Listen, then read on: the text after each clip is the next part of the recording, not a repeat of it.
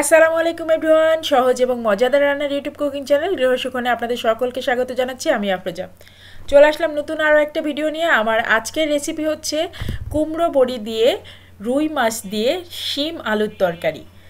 এই তরকারিটা খুবই সাধারণভাবে রান্না করা যায়, আর আমরা যেহেতু কুষ্টিয়ার মানুষ, কুমড়ো বড়ি আমাদের কাছে খুবই প্রিয়। শীতকালে আমাদের কুষ্টিয়ার খুব জনপ্রিয় একটা খাবার মাসকলাই ডাল আর চাল কুমড়ো দিয়ে তৈরি কুমড়ো বড়ি। এই কুমড়ো বড়িটা আপনারা সবজি দিয়েও রান্না করে খেতে পারেন, আবার চাইলে আমার মতো সবজি দিয়ে মাছ দিয়ে কুমড়ো বড়ি দিয়ে এভাবে রান্না করেও খেতে পারেন। ভীষণ সুস্বাদু হয়। আর আজকে আমি এই সিম্পল রেসিপিটাই আপনাদের সাথে শেয়ার করব, কুমড়ো বড়ির রেসিপি। তো চলুন আজকে কুমড়ো বড়িটা রান্নার রেসিপি আপনাদের সাথে শেয়ার করি। প্রথমে কুমড়ো বড়িটাকে একটু ভেজে নিতে হবে, তো সেজন্য ফ্রাই প্যানে একটুখানি তেল দিয়ে দিলাম, আর এরপরে এর মধ্যে হচ্ছে কুমড়ো বড়িগুলোকে দিয়ে দিব। আর এগুলাকে এখন আমি 2-3 মিনিট ভাজি করে নিব। খুব বেশি মচমচা করে ভাজি করব না, আবার ডুবো তেলেও ভাজি করব না। দেখতেই পারলেন অল্প একটু তেল দিয়ে ভেজে নিচ্ছি। তো 2-1 মিনিট ভেজে নেওয়ার পরে আমি এগুলাকে উঠিয়ে নিচ্ছি। ঠিক এরকম একটা ব্রাউন কালার এসেছে, এখন আমি উঠিয়ে নিচ্ছি। এরপরে তরকারিটা রান্না করার জন্য অল্প একটু তেল দিয়ে দিলাম। এখানে কড়াইতে আমি প্রায় 1.5 টেবিল চামচের মতো সরিষার তেল দিয়েছি। এখন এর মধ্যে বাটা মশলাগুলো আমি দিয়ে দিচ্ছি। আমি এখানে একটা রসুন আর 2টা মাঝারি সাইজের পেঁয়াজ পেস্ট করে নিয়েছি, আর সেটাকেই দিয়ে দিলাম। এখন পেঁয়াজ রসুনটা খুব ভালো করে তেলের মধ্যেই ভেজে নিচ্ছি, যেন মশলার কাঁচা গন্ধটা না থাকে। তো দেখতে পাচ্ছেন 2-3 মিনিট আমি ভেজে নিয়েছি। এখন একটু পানি দিয়ে দিলাম, কারণ এখন আমি গুঁড়া মশলাগুলো দিব।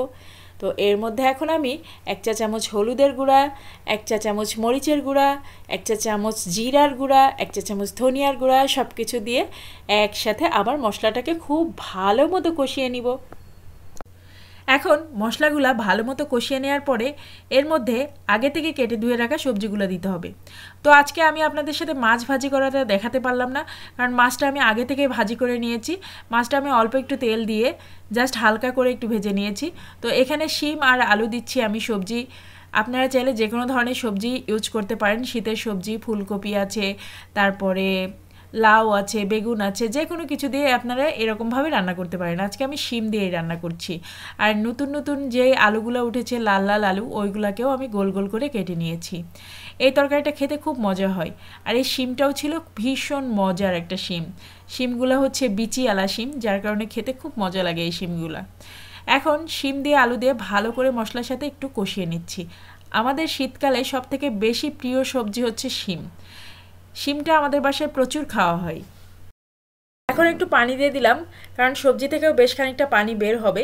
তো আমি এখানে মোটামুটি মেজারমেন্ট কাপের 2 কাপের মতো পানি দিয়েছি, আর মাছ ভাজিগুলো দিয়ে দিলাম। তরকারিটা একটু ফুটে উঠলে মাছ ভাজি আর ডালের বড়িগুলো দিয়ে দিলাম, কারণ ডালের বড়িগুলো সিদ্ধ হতে খুব বেশি সময় লাগে না। এই যে দেখেন আমি দিয়েছি ডালের বড়িগুলো, তার 2-3 মিনিটের মধ্যে আপনাদেরকে তরকারিটা দেখাচ্ছি। ডালের বড়িগুলো কিন্তু সিদ্ধ হয়ে গেছে, ফুলে ডাবল হয়ে গিয়েছে, আর রসটাও মানে তরকারির যে ঝোলটা ছিল সেটাও কিন্তু টেনে নিয়েছে।